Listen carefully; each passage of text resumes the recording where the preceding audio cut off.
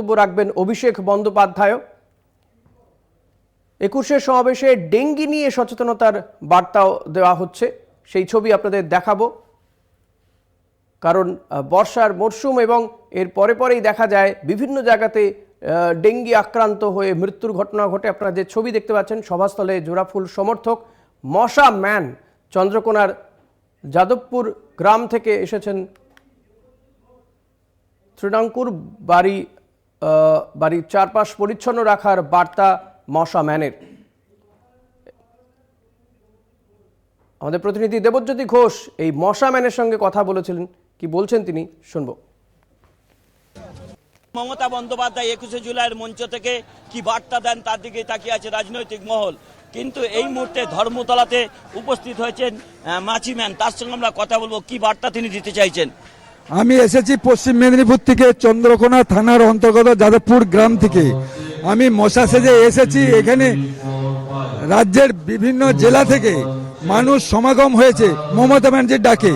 তাই আমি সকল মানুষকে সচেতন করছি যে বাড়ির চারপাশ পরিষ্কার পরিচ্ছন্ন রাখুন, বাড়ির চারপাশে জল জমতে দেবেন না, বাড়ির চারপাশে ভাঙা পাত্র, টেয়ার, ডাবের খোলা ফেলে রাখবেন না।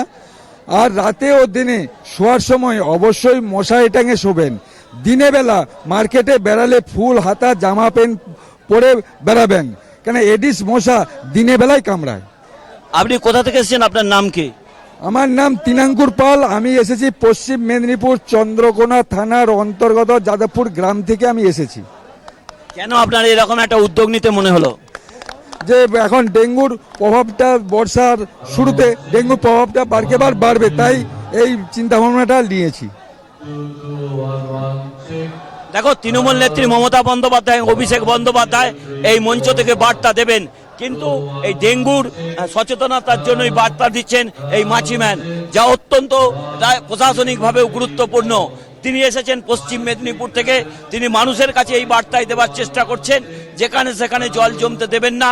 ডেঙ্গুর মশারা মূলত পরিষ্কার জলে জন্ম হয় এবং সেই জন্যই বাড়ির সমস্ত জলকে পরিষ্কার করে রাখার বার্তাই তিনি দিচ্ছেন আজকে 21শে জুলাইয়ের শহীদ মঞ্চে উপস্থিত থেকে। ক্যামেরাম্যান সুবীর সরকারের সঙ্গে দেবজ্যোতি ঘোষ, কলকাতা টিভি।